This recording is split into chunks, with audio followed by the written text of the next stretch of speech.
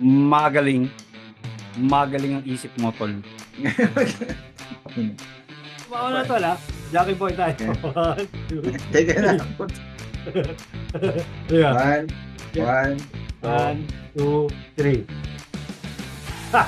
Talo ka. Ang cute na ito. Okay. Course of mine, Instrumentation and Control Engineering Technology. The reason why I took that course is because akala ko, ang pag-aaralan ko ay mga instrumento. Dahil nga gusto ko maging musician. So, instrumentation and control. Ang layo to. Ang layo. Recording in 3, 2, 1.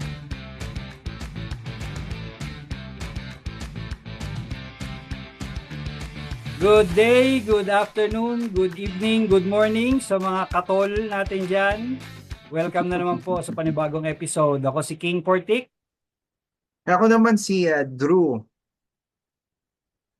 Lagay mo kaya apelyido mo, tol. Pag ako King Portik, ikaw Drew. Cute kasi pag Drew. Idikit natin itong episode natin today ng kadikit na storya niya, which is paano kung yung mga bagay na pinapangarap mo, inaasa mo sa buhay ay hindi natupad, hindi natuloy, hindi nasunod yung gusto mo. Meron bang kagandahan sa likod ng mga bagay na hindi natuloy or sabihin na lang nating failures in life? Hmm. Naudlot na pangarap. Unrealized potential. Missed opportunities. Hindi ako nagtrabaho kaagad eh. Kung iisipin ko, parang nagawa ako eh. So parang in essence, wala kang, at least nararamdaman mo ngayon, wala kang missed opportunity. Somewhat yung ginusto mong maging ikaw, nangyari. Nangyari. Dalawang klase lang yan. Maaaring hindi ako nangarap, kaya hindi ko makita yung sarili ko. Like that, O, tol. I like that. I like that. o kaya Ang ganda. naka-autopilot, o kaya tol, naka-autopilot lang ako. Aha. Well, sasabihin mo bang kulang yan sa atin or yan yung nung panahon nga natin noon, babalikan ko, gaya ng sabi mo kanina, nung magkakasama pa tayo, wala namang nag-set sa atin, magkakaibigan noon na, tol, magiging ganito ako. Tol, maging ganito ka. I, I don't recall, wala akong natatandaan na usapan natin ng ganun. Hindi uso ang mangarap. Actually, gusto ko sanang sabihin yan, tol. Kasi, ang pangarap ay, I believe, ang mga pangarap natin na nabubuo ay minsan naaayon sa kung ano yung trending, kung ano yung in, kung ano yung high, kung ano yung successful, kung ano yung kilala. Minsan ganun eh. I could be wrong. Again, tol, think out loud. So I'm just thinking out loud. Kung talagang iisipin ko yung sinabi mo, parang nung mga panahon na yon, wala rin akong pangarap. Hindi ako nangarap eh.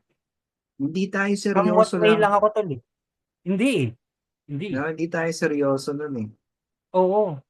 I remember that course of mine, Instrumentation and Control Engineering Technology. The reason why I took that course is because akala ko, ang pag-aaralan ko ay mga instrumento. Dahil nga gusto ko maging musician. So, instrumentation and control. Ang layo to. Ang layo. And the main reason why I took a course aligned in, in engineering, electronics, is because yun yung gusto ng tatay ko. Sabi niya, mag-technician ka, mag-electronics ka, mag-engineering ka. Ano mo Hmm. yun? Gumawa ka Hmm. ng TV, ganyan. Kasi yun yung ano nun tol eh. Hindi ko masasabing in.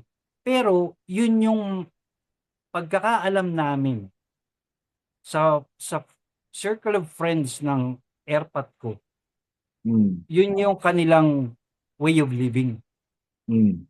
So somehow, parang siguro naisip niya, oh, ito, marami kang, pag marunong kang gumawa ng TV, ventilador, radyo, kung ano man, eh, hindi ka mawawala ng kita. So yun yung pinakuha niya sa aking course. Eh, masunurin naman akong anak.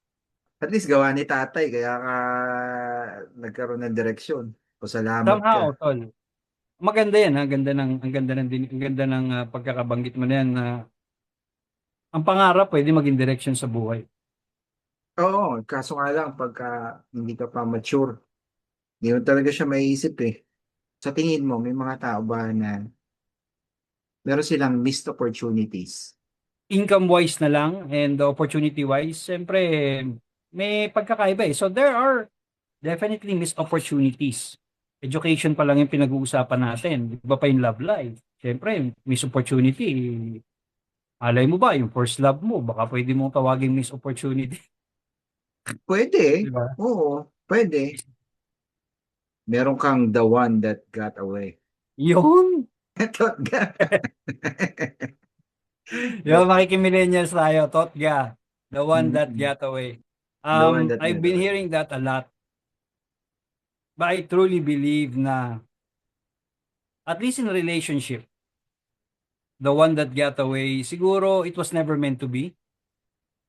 So be thankful na naging parte sila ng buhay ninyo. But do not consider them as the one that got away because what you have right now is the one for you. So they never got away. Well, at least I'm just thinking out loud. Ah, nagkaroon ka lang ng redirection. Redirection. Yes, I Mm. agree, tol. Ang ating pinag-uusapan ay tungkol sa pangarap at lahat ng tao meron yan, pero hindi lahat Meron. nakakamit. 'Di Mm. ba? Hindi lahat Okay, so nakakamit. ibig sabihin may mga taong kagaya din natin na Marami. hindi seryoso sa hindi ko naman pwedeng sabihin na hindi seryoso sa buhay. Buhay yan eh. At least kahit papaano naman i-treat mo naman yan na isa lang pati yan. Seryoso. 'Di ba? Kahit papaano Seryoso. kahit one time lang seryosohin mo naman sarili mo na lang yan eh. Pero tayo ng mga Seryoso, tol. Tama. Noong mga panahon na yon, wala talaga eh. Isa siguro sa mga karakteristik ng batang 90s yan eh. Nasanay kasi tayo ng wala eh. Yeah. Walang Parang telepono, ano lang, kung ano yung walang dumating, happy communication. ka. Kung ano Oh, yung meron ka, parang ganun. oo. Kaya hindi natin naisip na yung hindi natin naranasan yung ganito, sayang, hindi ko nagawa. Bagay na hindi tol, question yung bagay na hindi mo pa nagagawa, meron ba? Mga bagay na hindi ko pa nagagawa. Na gusto mong gawin. Well, mag-ibang bansa. Gusto ko maglaro sa snow. Mm. Gusto ko maranasan yung tol. Mm. Gusto ko magsuot ng napakakapal na damit, Mm. katanghalian, pero hindi ako pinagpapawisan. Yeah, okay. Di ba? Ang saya nun eh. Oh, Parang gusto ko rin yun. Parang gusto ko rin ah, yung gusto mo. siguro kung may bansa, somewhere in the Europe, uh, yung, syempre, napanood mo sa social media, yung scenery ng Um, European countries. Makita mo yung Northern Lights, makita mo yung Big Ben, makita mo Italy and all. mm. Yun, kailan mo masasabi na expired na yung pangarap mo? Nag-expired na, parang, sige, ito na yung the one that got away ko, yung pangarap ko na the one that got away. Meron mga Mm. expiry. Ito, pwede ba nating itanong yan sa mga, ano natin, sa mga viewers Viewers natin. natin? Di ba? Meron bang expiration ang pangarap? Dapat ba nating sabihin na ang pangarap natin ay magi-expire? Pag, pag ikaw ay merong bagay na kinakailangan mong isakripisyo or i-give up o Mhm. i-let go medyo mabigat sa loob. Did it ever made you feel na yung pag-let go mo na yon, and probably I could ask myself as well, na yung pag-let go natin sa mga pangarap na nag-expire, eh, failure. Ito na, napakalumang saying na nito eh. Pag bata ka, may time ka, pero wala ka namang pera, Mm, hindi mo magawa. mm. Tumanda ka naman, may pera ka na, wala ka namang youth, hindi, hindi ka bata para gawin yung mga bagay na yon. So, hindi mo pa rin siya magawa. So, merong konting regret in a way na pwedeng sabihin na I failed to do. Sana pala ginawa ko dati.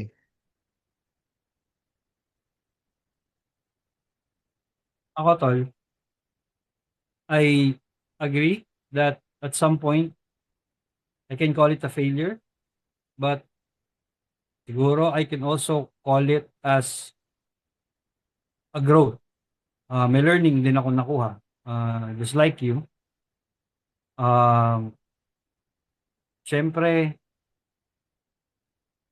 yung pagiging musikero, hindi mabilis maalis sa, ano mo yan eh, lalo na nung time na may anak na rin ako, nakita ko yung mga dati kong kabanda na nagtutugtog pa rin sila, nagbabanda pa rin sila. Mm, I want to be part of it simply because I feel that I can still do it.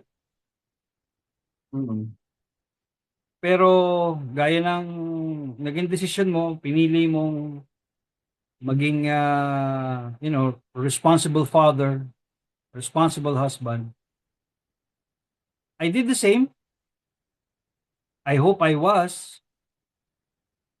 And siguro, yun yung masasabi kong kung bakit hindi ko masasabing failure yung mm, hindi ko pagkamit nung pangarap ko na maging musikero because I eventually became what I didn't really purposely plan to be, which is a responsible father. I hope to be, I wish to be, but in the process, I would like to say na I became dahil mm. nga I chose the responsibility to fulfill the responsibility of a father rather than to pursue my own career as a musician. So, meron din pala no, meron din palang mabuting na idudulot ang failure. Maaari ka Oo. rin niyang maaari ka rin niyang turuan tol ng disiplina, tibay ng loob, resilience, empathy, yung mga Mm. nangyari sa atin, di ba? Na Gratitude, unknowingly, tol. gratitude. Gratitude. Especially gratitude. Pinagpapasalamat mo na, na ano, um, nakarating ka sa ganitong statute ng buhay mo. Mm. May mga bagay ka na isinakripisyo before na maaaring sabihin mo na maaaring mo i-consider na failed opportunities yun, pangarap na hindi natupad kasi meron kang pinangatawanan na prioridad sa buhay mo. Ngayon mo siya siguro, ayan, kaya kanina medyo nahihirapan tayong mag-isip kung meron nga ba talaga na mabuti na lang dahil sa ganito na kapag ngayon ako nakakapag introspect parang ano, bakit hindi ko nararamdaman na meron akong mga expired na na pangarap to think, parang wala. Ibig sabihin ba nanto nagampanan ko yung role ko? Siguro, share lang natin tol sa mga katol natin, sa mga katok natin na nangangarap din sa mga oras na ito. At may mga pinangarap din na maaring hindi nila nakamit yung goal na yun, hindi nila nakamit yung pangarap nila na yun. Eh, isipin nyo na lang po, na mayroong nabuo na mas malalim sa pagkatao ninyo sa kabila ng hindi nyo pagkamit sa mga pangarap ninyo sa buhay. Kaya nga sabi ni Tol Andrew, the mere fact that we are still here, we achieved something. And it's something to be thankful for, gratitude, no? Tol, no? Ganda niyan eh, ganda rin. Kailangan mo rin tignan yung journey eh, no? Yung Lagi pinagdaanan na, mo eh. lagi natin pinag-uusapan yan tungkol sa journey. Yung pinagdaanan mo talagang ano, I yung way run. Yan yan, Tol, di ba? mm, yun na nag-shape sa'yo eh kung sino ka, paano ka naging ikaw. Mhm. Dahil dyan sa journey na yan. So far, Tol, what has been your your most enjoyed journey? Ultra running. Kasi binago niya yung pagkatao ko. I guess ang mensahe po namin, yung pinaparating namin ni Tol Andrew is that mga pangarap natin sa buhay, minsan kahit alam natin mag expire na, eh, hindi pa rin tayo talaga kayo mabibitawan yan. Hindi ganun kabilis. Ang importante po, sana, na maisip natin, ay kung sakasakali man na ile-let go mo na ang pangarap na yan, ay hindi ibig sabihin niya na sumuko ka. Gaya nga ng sabi ni Tol Andrew, it's a new direction. It's a new goal, a new hope, and hopefully, diyan mo mahanap yung peace of mind mo. Yung tinatawag na peace of pivot. Yung pag-pivot from a pangarap to another pangarap. Now, Tol, since we're talking about pag-pivot Mm. from a pangarap, napalagay ko, pareho tayong nanduro na into that stage, eh, no? Gusto kong bumalik doon sa shape and form ng katawan na batak sa trail. That's nice. Yan ang nakikita ko mangyayari sa akin. Kasi I was, ano nag-step back na ako eh. Hindi na ako masyadong ganun ka-active eh. Now I'm seeing myself na babalik ako. Babalik ako doon. Doon lang ako masaya eh. Ako naman, Tol, currently, ang nagiging transition ko is doing this. As you know, hindi naman ako active sa social Oh, media. Hindi ako active sa social media for how many years that I've been part of it.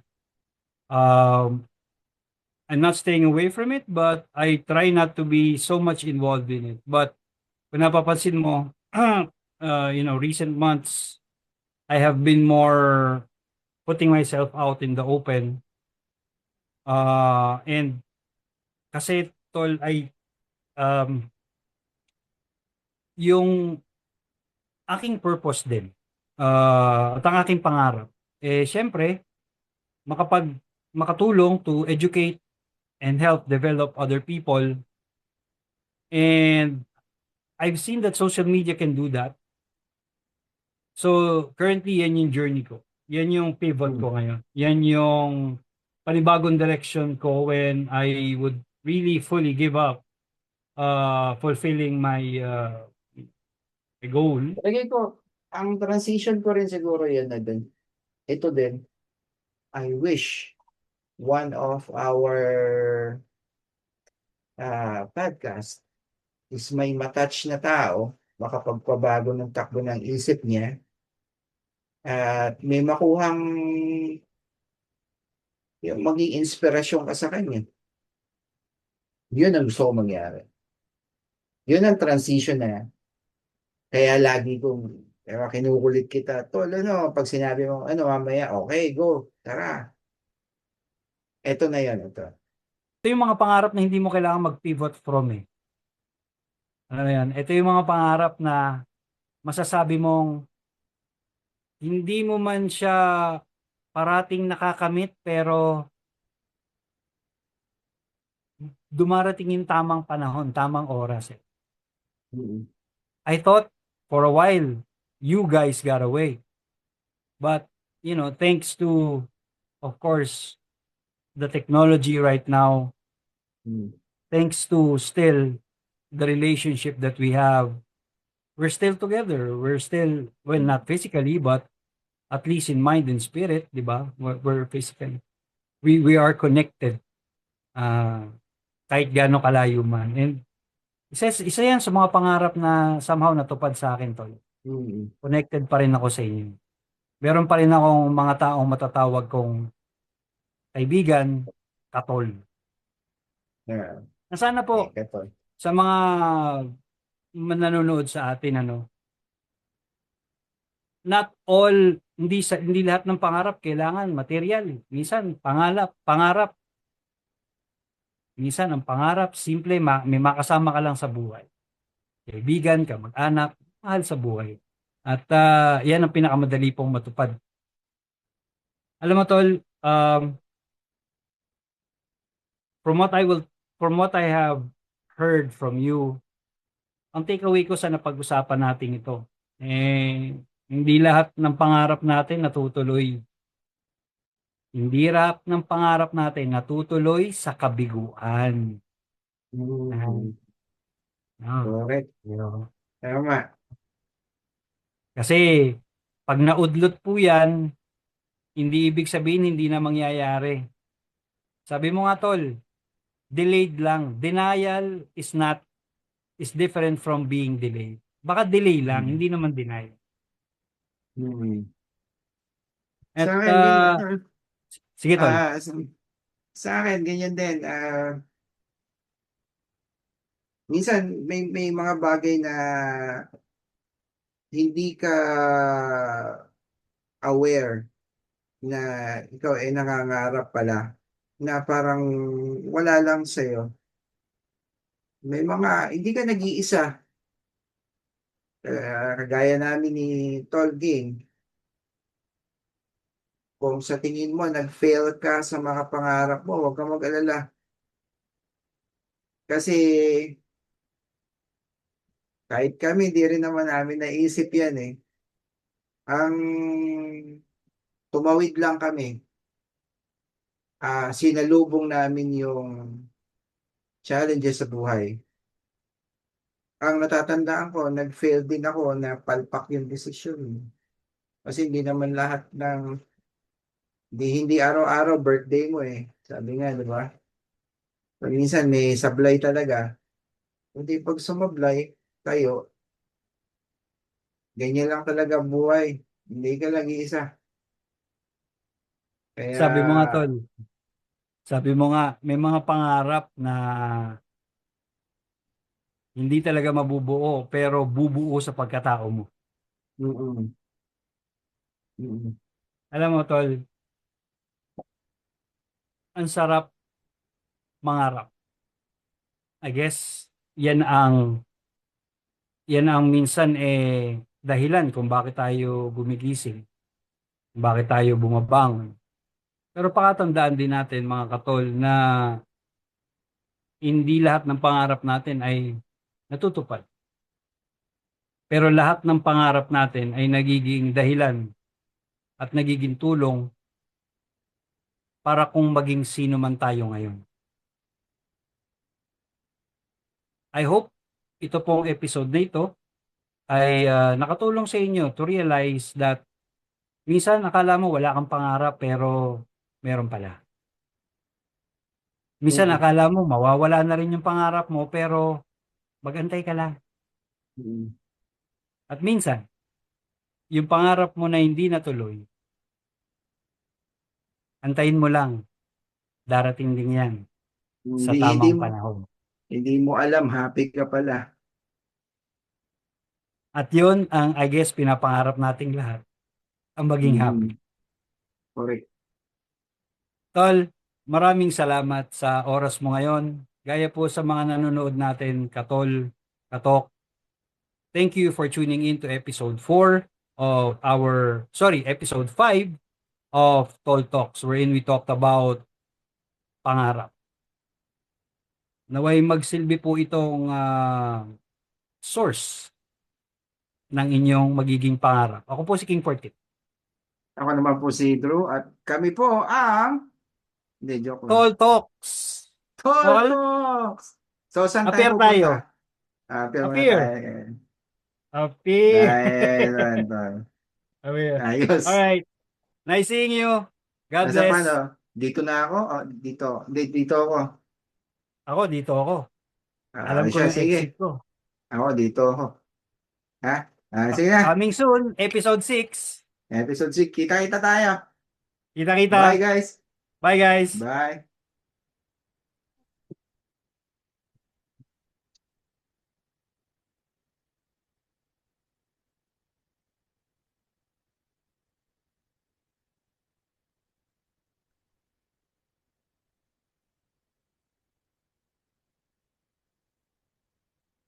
Sinusundan ako nito, tol. Tinanda Hindi ka ba? ako Hindi ka, dito. hindi Hindi ka ako nakaalis. maka-exit eh.